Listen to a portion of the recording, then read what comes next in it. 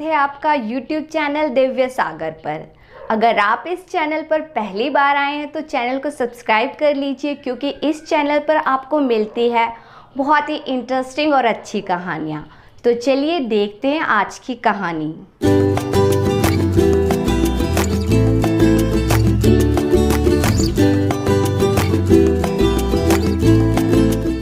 प्रतापगढ़ नाम के एक राज्य में कन्हैया नाम का एक गरीब लकड़हारा रहता था। कन्हैया बहुत ही चतुर, चालाक व बुद्धिमान था। वह एक भला आदमी था।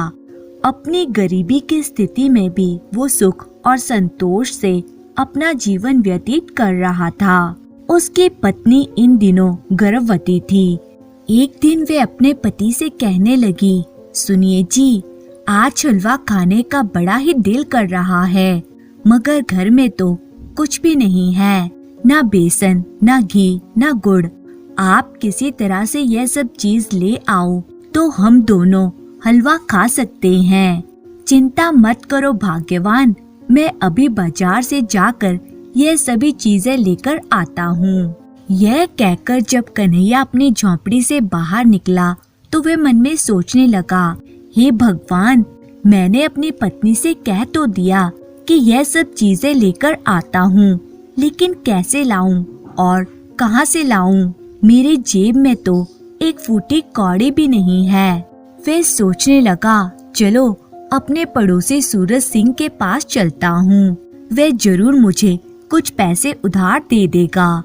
जब कन्हैया अपने पड़ोसी के घर में पहुँचा तो पड़ोसी ने कहा, अरे कन्हैया, तुम आओ, क्या हालचाल है और भाभी कैसी हैं? और सब कुछ तो ठीक है ना? कन्हैया ने कुछ सकुचाते हुए कहा, सब ठीक है भाई, पर अचानक कुछ रुपयों की जरूरत आन पड़ी थी। सोचा अभी तुमसे उधार ले लूं, बाद में तुम्हें चुका दूंगा। पड़ोसी सूरज सिंह मन ही मन सोचने लगा, ये गरीब फक्कड़ भला कहाँ से चुकाएगा? इसे कुछ भी दे दूं तो वापस मिलने की उम्मीद तो छोड़नी ही पड़ेगी। यह सोचकर वह बोला, तुम बड़े ही बुरे वक्त में आए हो मित्र। देखो ना, मैं तो वैसे राजा का महाबत हूँ, पर तुम्हारी ही तरह गरीब हूँ। आजकल तो मेरा हाथ बहुत ही तंग चल रहा है। अब अपनी हालत के बारे में मैं तुम्हें क्या बताऊं? आज तुम्हारी भाभी का दिल भी कुछ मीठा खाने को हो रहा था, मगर मेरे पास फूटी कौड़ी भी नहीं है जो बाजार से कुछ ला सकूं। ओह, तब तो मैंने बेकार ही तुम्हें तकलीफ दे दी। अच्छा, मैं चलता हूँ। यह कहकर कन्हैया जैसे ही जाने को हुआ, तभी सूरज सिंह की पत्नी की आवाज रसोई घर से आई, अजी सुनिए, खीर बनकर तैयार है। रसोई घर से आई पत्नी की आवाज सुनकर एक बार तो महाबत हड़बड़ा गया, मगर फिर तुरंत वो स्थिति को संभालते हुए बोला, अच्छा मित्र, लगता है मेरी पत्नी ने खिचड़ी बना ली है। शायद पेट भरने लायक भी पूरी ना पड़े, मगर आधे पेट खाकर ही संतोष करना पड़ेगा। क्या करें, मजबूरी है। इसके बाद कन्हैया उसके घर से चला गया। बाहर निकलकर कन्हैया सोचने लगा, सूरज सिंह मुझे कुछ देना नहीं चाहता था, इसलिए कुछ ना होने का दिखावा कर रहा था। उसके रसोई घर से भीनी भीनी सुगंध भी आ रही थी। जरूर उसकी पत्नी ने खीर बनाई थी। वह अपने ही विचारों में डूबा हुआ था और सोच रहा था, अब क्या करूं? किसके पास जाऊं? कौन देगा मुझे उधार? लगता है पत्नी की इच्छा मैं पूरी नहीं कर पाऊंगा।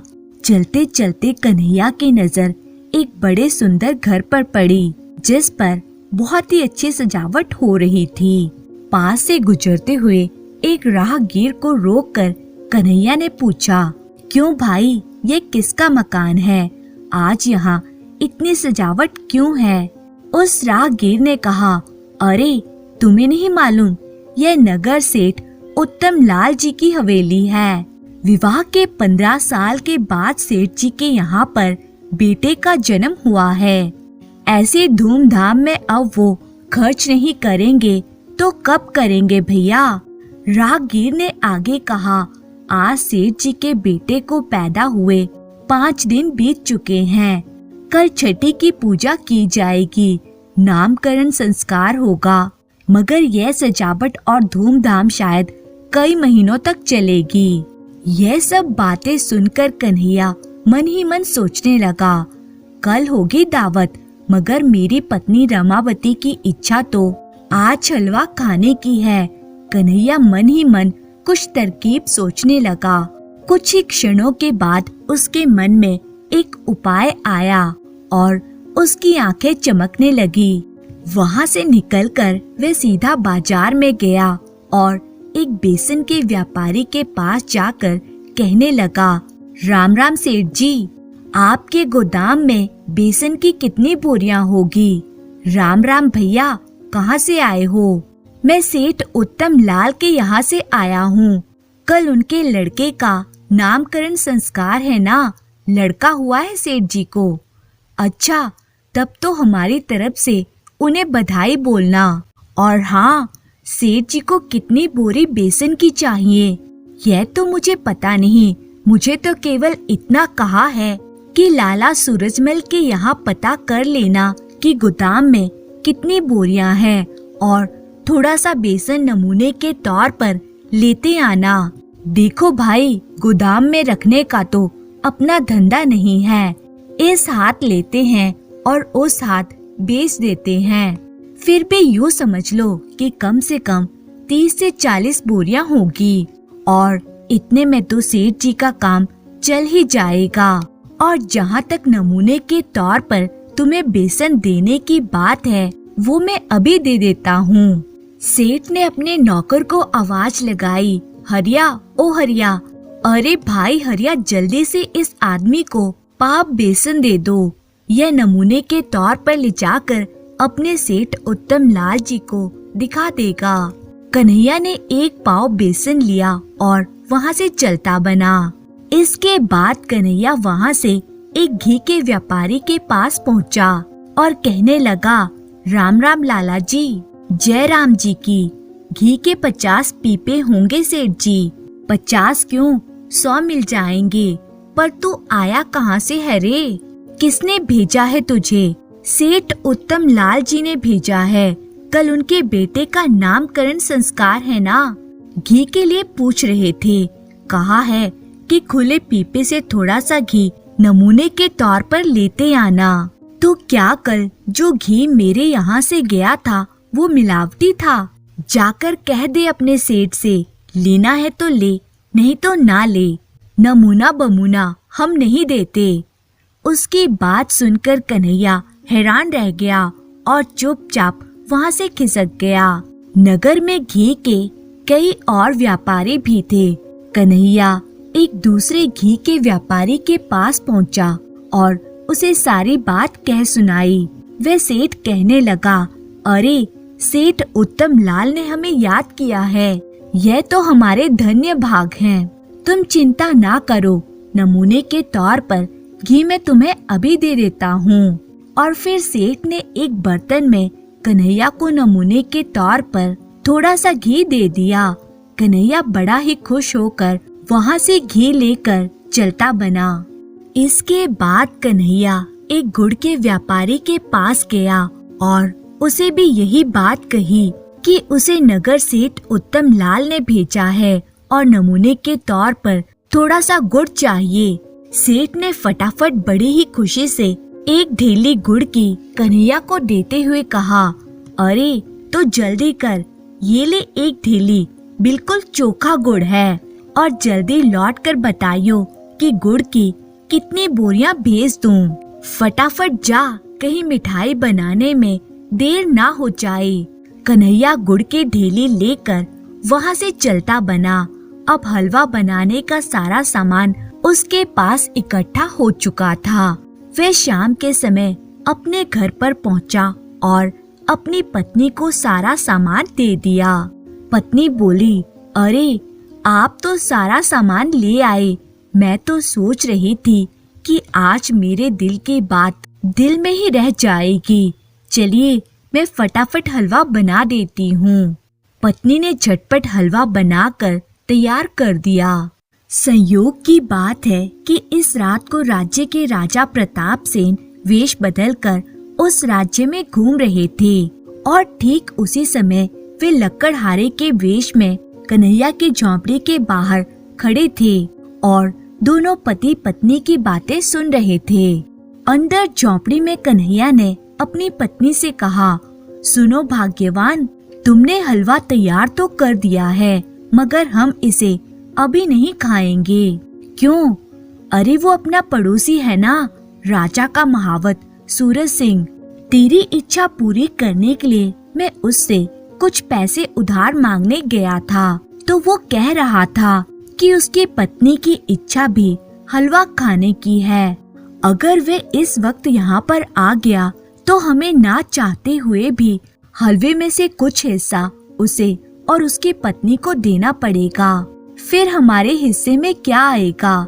हे राम, फिर तो मैं दिया बाती भी ना जलाऊंगी। अंधेरे में ही हम दोनों बैठकर ये हलवा खा लेंगे। दोनों पति पत्नी ने ऐसा ही किया। वो दोनों अंधेरे में ही बैठकर हलवे का आनंद लेने लगे। उसी क्षण लकड़हारा बना राजा प्रताप सेन भी झोंपड़ी के अंदर दाखिल हो गया और अंधेरे का फायदा उठाकर उनके साथ बैठकर हलवा खाने लगा। दोनों पति पत्नी इस बात से अनजान थे कि कोई तीसरा आदमी भी उनके साथ बैठकर उनका हलवा खा रहा है। राजा प्रताप सेन के आ जाने से हलवा कुछ जल्दी ही खत्म हो गया। इस पर कन्हैया और उसकी पत्नी दोनों को बड़ा ही आश्चर्य हुआ। कन्हैया ने अपनी पत्नी से कहा, अरे हलवा इतनी जल्दी खत्म हो गया। रमावती ने तुरंत दिया जला दिया।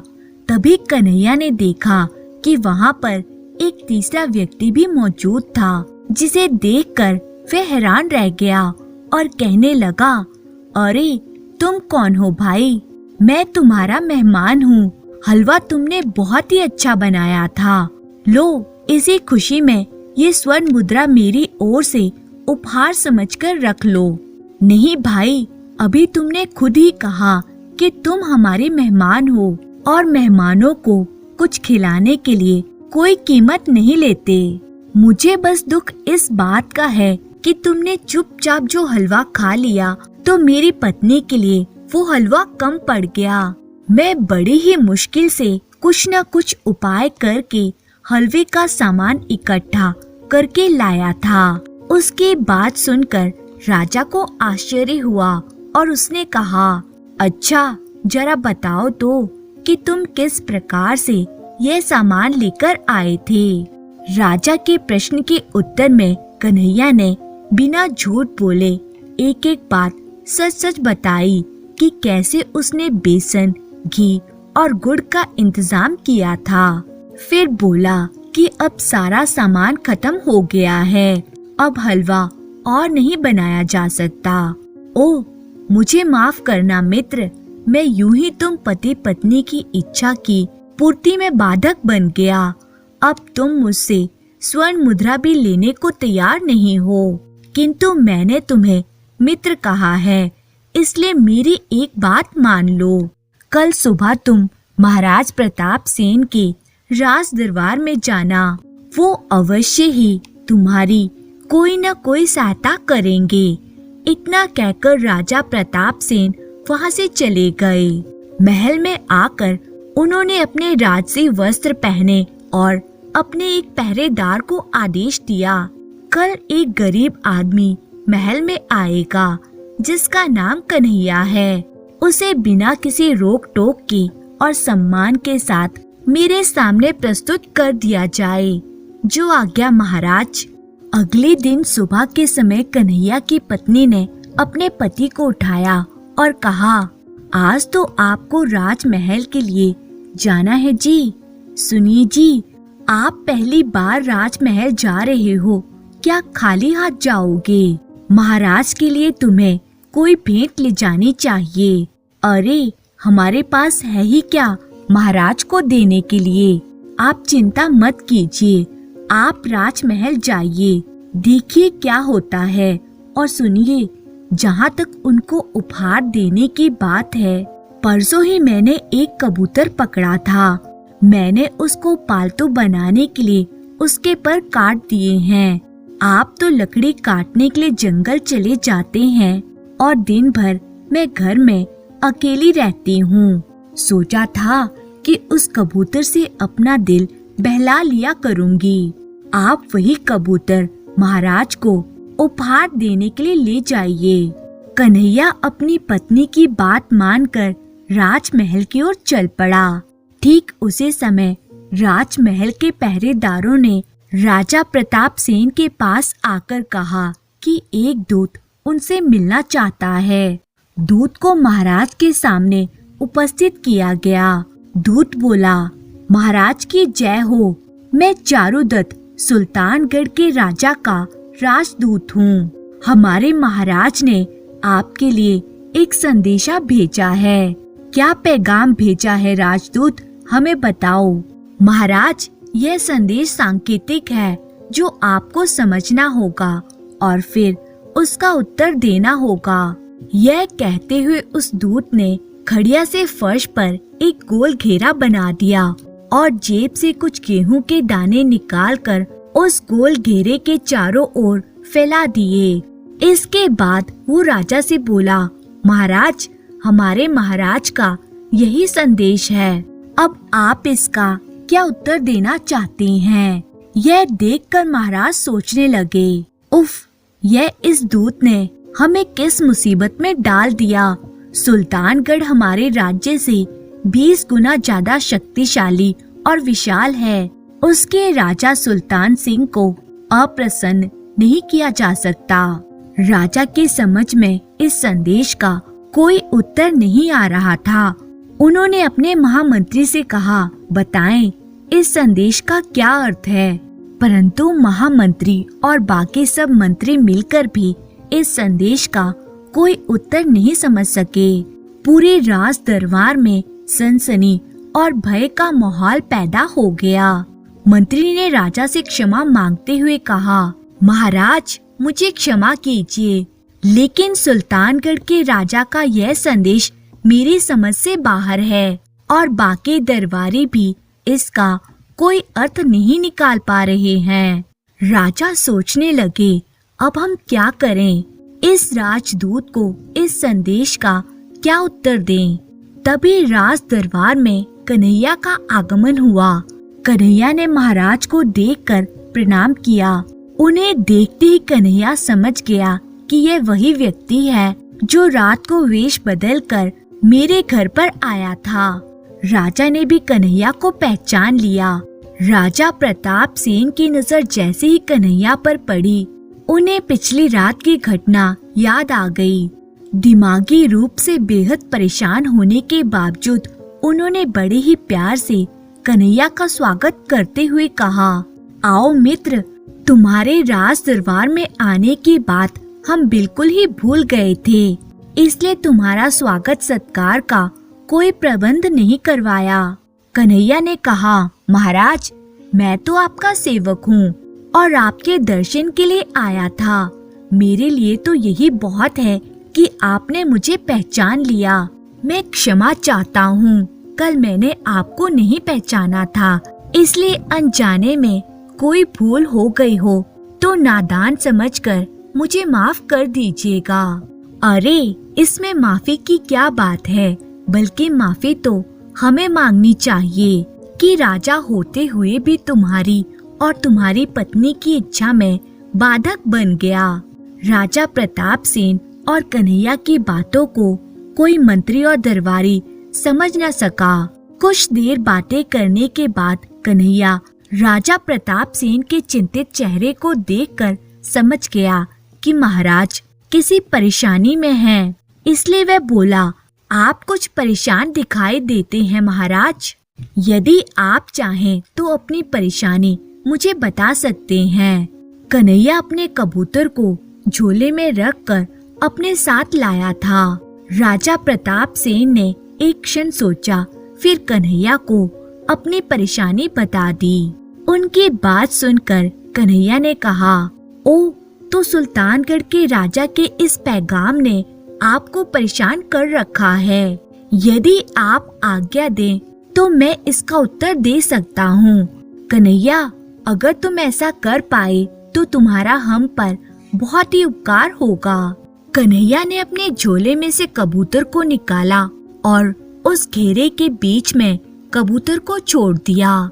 कबूतर एक क्षण के लिए रुका और उस घेरे के बाहर पड़े हुए गेहूं के दानों को फिर आगे बढ़कर उसने सारे गेहूं के दाने फटाफट चुग लिए। थोड़ी ही देर में कबूतर गेहूं के सारे दाने खा चुका था। यह देखने के बाद सुल्तानगढ़ से आए हुए राजदूत ने हाथ जोड़कर महाराज से कहा, धन्यवाद महाराज, मुझे अपने संदेश का उत्तर मिल गया है। अब मैं यहाँ से चलता हूँ। दूत के जाने के बाद महाराज ने कन्हैया से पूछा, एक बात बताओ कन्हैया, यह कबूतर तुम किस लिए लाए थे? महाराज, मैं इसे आपको उपहार के रूप में देने के लिए लाया था, किंतु मुझे खुशी है कि ये आपकी परेशानी को हल करने का एक माध्यम बन गया। बात असल में यह थी कि मैं पहली बार आपके दर्शन के लिए आ रहा था, इसलिए मेरी पत्नी रमावती ने मुझे कहा कि खाली हाथ महाराज के दर्शन के लिए जाना ठीक नहीं है, कुछ न कुछ भेंट उन्हें अवश्य देनी चाहिए। तो मैं एक कबूतर आपको उपहार के रूप में देने के लिए ले आया। राजा ने बड़ी खुशी से कन्हैया का उपहार स्वीकार कर लिया। फिर कहने लगे, लेकिन एक बात और बताओ कन्हैया, तुमने सुल्तानगढ़ के राजा सुल्तान सिंह के संदेश का क्या अर्थ लगाया और उसका जो उत्तर तुमने दिया वे क्या था? बहुत ही मामूली सी बात है महाराज। सुल्तानगढ़ के राजा ने गोल घेरे को आपका राज्य मानकर गेहूं के दानों को फैलाकर अपनी सेना द्वारा आपके राज्य को चारों ओर से घेर लेने का संदेश भेजा था और राज्य पर आक्रमण करने का इरादा रखते थे। मैंने कबूतर को गोल घेरे में छोड़ दिया, जिसने सारे गेहूं के दानों को साफ कर दिया और उन्हें यह संदेश दिया कि हमारी सेना इतनी बुलंद है कि वो उनकी सेना को गेहूं के दाने की तरह साफ कर देगी। कन्हैया की बात सुनकर राजा बड़े ही प्रसन्न हुए और बोले, शाबाश कन्हैया, तुम्हारा दिया हुआ उत्तर हमें बड़ा ही पसंद आया। हम आज से तुम्हें अपना सलाहकार नियुक्त करते हैं। महामंत्री जी, कन्हैया के लिए एक बड़ा ही सुंदर भवन तैयार कीजिए। उस दिन के बाद से कन्हैया राजा का विशेष सलाहकार बनकर अपना जीवन खुशी से बिताने लगा। दोस्तों, आपको ये कहानी कैसी लगी कमेंट करके जरूर बताएं और इसी तरह की कहानियाँ देखने के लिए चैनल को सब्सक्राइब करें। बहुत समय पहले रामपुर नाम के एक छोटे से गांव में गोपाल नाम का एक मेहनती किसान रहता था। वे बहुत बुद्धिमान था। रामपुर के बददिमाग जमींदार जालिम सिंह को वे फूटी आँख न सुहाता था, जबकि गरीब लोग गोपाल को बहुत प्यार करते थे, क्योंकि गोपाल हर दीन दुखी की मदद के लिए सदैव तैयार रहा करता था। एक बार जमींदार जालिम सिंह लगान वसूल करने रामपुर आया और एक बूढ़े किसान से बोला, क्यों वे ससुरे, फसल काटकर बेच खाई, लगान के पैसे कौन देगा? तेरा बाप? क्षमा करो माई बाप, इस महीने बेटी की शादी में बहुत खर्चा हो गया, मगर मैं पाई पाई चुका दूंगा। अबे, बेटी का ब्याह करने की जरूरत ही क्या थी, जब लगान के पैसे ही पास नहीं थे। लालू, मार मार के इसे बालू बना दे, हड्डी पसली तोड़ दे इसकी। देखता हूँ कैसे नहीं देता लगान के पैसे। हाय, मर गया। निर्दयी जमींदार जालिम सिंह कमजोर बूढ़े किसान भोला को जाने कब तक अपने कारिंदों से पिटवाता रहता कि तभी एक आवाज आई, ठहरिए, भोला चाचा के लगान की रकम मैं अदा कर देता हूँ, ये लीजिए। तुम कौन हो? मेरा नाम है गोपाल। रामपुर में सबसे ज्यादा लगान आपको मेरे ही द्वारा दी जाती है हुजूर। भोला का लगान भला हम तुझसे क्यों लें? हमें क्या भिखारी समझा है तूने? नहीं हुजूर, वो क्या है कि आप भोला चाचा को पीट रहे थे, इसलिए मुझे दया आ गई। क्या कहा? दया आ गई? बड़ा दयालु धर्मात्मा बनता है तू। क्या समझता है, दया क्या हम नहीं कर सकते? जावे भोला, भाग जा, हमने तेरे लगान के पैसे माफ किए। धन्यवाद माई बाप। अब जमींदार जालिम सिंह का गुस्सा गोपाल पर टूटा। क्या वे गोपाल, बहुत माल हो गया है तेरे पास, कमबख्त, खाल खींच लूंगा अगर फिर कभी किसी के हाल चाल पर तरस खाया तो। जा दफा हो जा यहाँ से। जमींदार जालिम सिंह का रौद्र रूप देख गोपाल ने वहाँ से खिसक लेने में ही खैरियत समझी। जब वह चला गया तो लालू बोला, एक बात बोलूं मालिक, ये गोपाल कोई कंगाल नहीं है, बड़ा माल है इसके पास, इसलिए मुफ्त में लोगों पर लुटाता रहता है और सबसे वाहवाही पाता रहता है। जमींदार जालिम सिंह बोला, गोपाल को ठन ठन गोपाल ना बना दिया तो मेरा भी नाम जमींदार जालिम सिंह नहीं। और दिल ही दिल में ये ठान कर कि गोपाल को बिल्कुल कंगाल बनाना है, जमींदार जालिम सिंह ने अपने लठैत कारिंदों के साथ रामपुर प्रस्थान किया। मगर गोपाल भी किसी से कम नहीं था। वे सोचने लगा, जमींदार जालिम सिंह मुझसे चिढ़ गया है, वे देर सबेर किसी न किसी तरीके से मुझे नुकसान पहुंचने की चेष्टा करेगा, मुझे सतर्क रहना होगा। रामपुर के पास एक घना जंगल था। गोपाल जंगल में पहुंचा और जंगल में एक जगह जाल बिछाकर वह एक पेड़ पर चढ़ गया। जैसे कि गोपाल को उम्मीद थी, कुछ लोमड़ियां अचानक उस तरफ आ निकली। जाल में रखे ताजे फलों को देख उनमें से 3 लोमड़ियां लालच की मारी जाल में आ फंसी। उन तीनों लोमड़ियों को जंगल के बाहर खड़ी अपनी बैलगाड़ी में डालकर गोपाल अपने घर पहुंचा। गोपाल ने तीनों लोमड़ियों को अपने मकान के पिछवाड़े अलग अलग खूंटे से बांध दिया।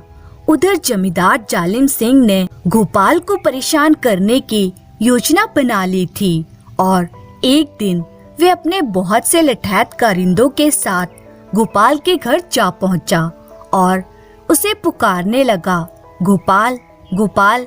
घर के अंदर मौजूद गोपाल ने जैसे ही जमींदार जालिम सिंह की दहाड़ती आवाज सुनी, गोपाल ने तुरंत ही अपनी बूढ़ी माँ को समझाया और एक लोमड़ी को साथ ले पिछवाड़े के द्वार से अपने घर से निकल गया। गोपाल के बाहर जाते ही उसकी बूढ़ी माँ मकान से बाहर निकली और बोली, राम राम बड़े राजा, कैसे दर्शन दिए हम गरीबों को।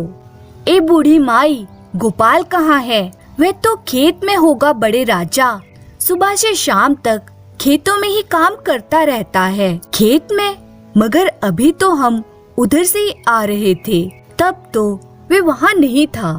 आपने ध्यान से देखा नहीं होगा बड़े राजा, या फिर वे कमबख्त किसी पेड़ पर चढ़ा सो रहा होगा।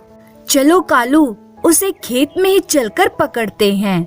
जमींदार जालिम सिंह गोपाल को तलाश करता उसके खेत पर पहुंचा तो सोच में पड़ गया, ये लोमड़ी, गोपाल ने इस लोमड़ी को खेत में क्यों बांध रखा है? गोपाल पास ही के एक पेड़ की छांव में बैठा था। जमींदार जालिम सिंह कुछ ही क्षणों में उसके निकट आ पहुंचा। अरे जमींदार जी, आप, लगान तो आप पिछली बार ले गए थे। तेरे खेतों में 200 मन गेहूं, 100 मन बाजरा हुआ था और तूने क्या दिया हमें? 20 मन गेहूं और 10 मन बाजरा। तो ठीक ही तो दिया जमींदार जी, कायदे से आप पैदावार का 10वां हिस्सा ही तो लगान में लेते हैं। खामोश बदतमीज, कायदा छोटे किसानों के लिए है जिनके खेतों में पैदावार सिर्फ 10-20 मन ही होती है। तुझ जैसे बड़े किसानों से लगान में पैदावार का आधा हिस्सा लिया जाएगा, ये हमारा आखिरी फैसला है। एक बार तो जमींदार जालिम सिंह की बात सुनकर गोपाल के होश उड़ गए। फिर वह विनम्रता पूर्वक बोला, आपका फैसला सिर माथे पर हुजूर, जैसा कहेंगे वैसा ही करेंगे हम तो प्रजा है आपकी, मगर अन्नदाता, अगर आप सब लोग मुझ गरीब की कुटिया में भोजन के लिए पधारें तो बड़ी कृपा होगी। मालिक, दोपहर के खाने का वक्त तो होने वाला है और भूख भी लग रही है। जालिम सिंह बोला, भूख तो नहीं है हमें, मगर तुम बहुत जिद कर रहे हो तो तुम्हारी मेहमान नवाजी कबूल किए लेते हैं। तुरंत ही गोपाल ने पेड़ से बंधी अपनी लोमड़ी को खोला और उसके गले से पट्टा निकाल कर बोला, जाओ मेरी प्यारी लोमड़ी, जाओ और घर जाते हुए मोटी मोटी जंगली मुर्गियां पकड़कर लेती जाओ। घर पहुंचकर माँ से कहना, खूब लजीज खाना, हलवा पूरी चावल छोले सब कुछ बनाकर रखें। आज जमींदार जी हमारे घर आ रहे हैं। अरे अरे गोपाल, ये क्या कर रहे हो? अरे भाग जाएगी ये। गोपाल बोला, भाग जाएगी तब तो और अच्छा होगा, माँ को जल्दी ही खबर मिल जाएगी, हमें भोजन के लिए ज्यादा इंतजार नहीं करना पड़ेगा। लगता है पागल हो गए हो तुम। एक लोमड़ी जिसे तुमने रस्सी से बांध रखा था, इस तरह खुला छोड़ने के बाद तुम क्या समझते हो तुम्हारे पास वापस लौट आएगी? लोमड़ी जैसे धूर्त प्राणी को भी तुमने कुत्ता समझ रखा है क्या? हुजूर, मेरी लोमड़ी कुत्तों से भी बढ़कर है। मेरे पास जो सबसे मूल्यवान चीज है उनमें से यह भी एक है। लोमड़ी और मूल्यवान, ही। तुम्हारी बात सुनकर मेरी तो हंसी ही नहीं रुक रही गोपाल। उसके बाद जमींदार जालिम सिंह व उसके कारिंदे जब गोपाल के साथ उसके घर पहुँचे तो गोपाल की बूढ़ी माँ ने दरवाजा खोला।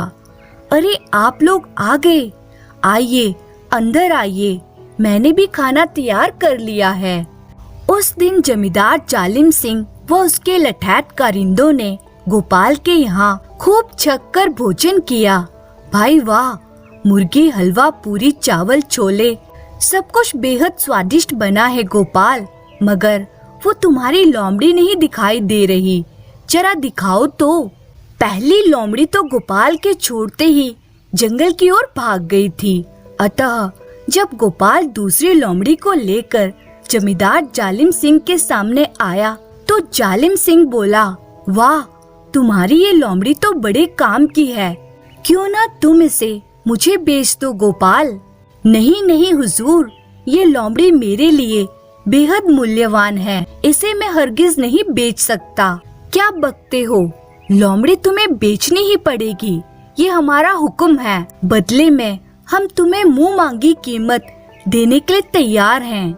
हुजूर, आपका हुक्म तो मैं टाल नहीं सकता, किंतु ये लोमड़ी मैंने एक साधु से अपनी जिंदगी भर की इकट्ठी की गई जमा पूंजी देकर खरीदी थी। पूरे 1000 सोने के सिक्के दिए थे मैंने इस लोमड़ी के बदले। इतने सिक्के भला आप मुझे कहाँ दे सकेंगे? क्यों नहीं दे सकेंगे? हमें क्या तुमने कंगाल समझा है? 1000 सोने के सिक्के हमारे लिए कौन सी बड़ी बात है, ये लो, अभी ले लो। शुक्रिया माई बाप, एक दया और बनाए रखें मुझ गरीब पर, लगान का बोझ ना बढ़ाएं। वैसे भी आप मुझसे अधिक लगान लेंगे तो गांव वाले आपको जालिम अत्याचारी कहेंगे और ऐसा सुनकर मुझे बहुत बुरा लगेगा। ठीक है, हमने तुम्हारी बात मान ली, अब खुश हो जाओ। 1000 सोने के सिक्के देकर एक मामूली लोमड़ी लेकर मन ही मन खुशी से फूलता इतराता जमींदार जालिम सिंह वहाँ से चला गया और सोचने लगा, अब इस लोमड़ी के बल पर मैं अपने यार दोस्तों में अच्छा रौब जमा सकूंगा।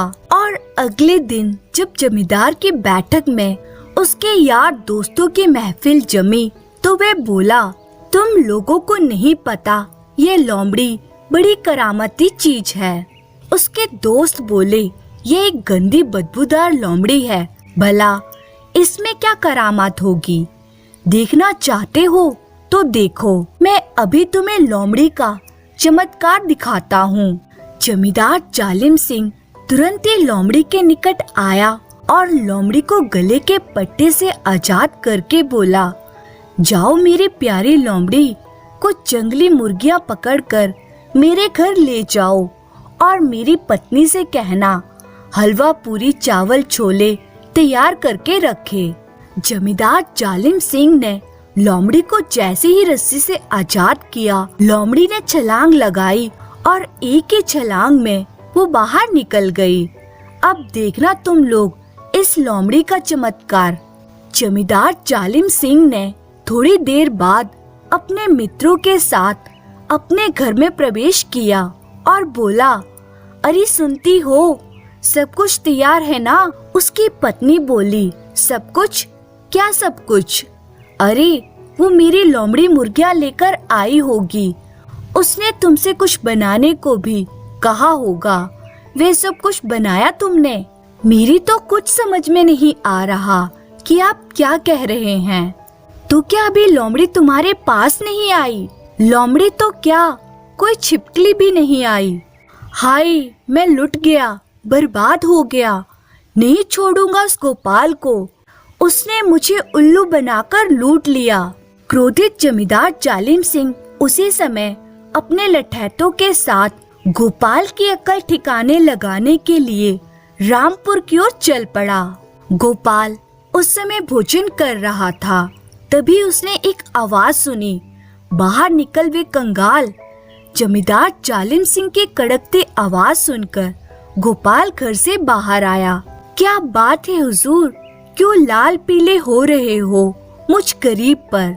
लाल पीले के बच्चे, मैं अभी तुझे मजा चखाता हूँ। निकाल मेरे 1000 सोने के सिक्के। क्या कह रहे हो हुजूर?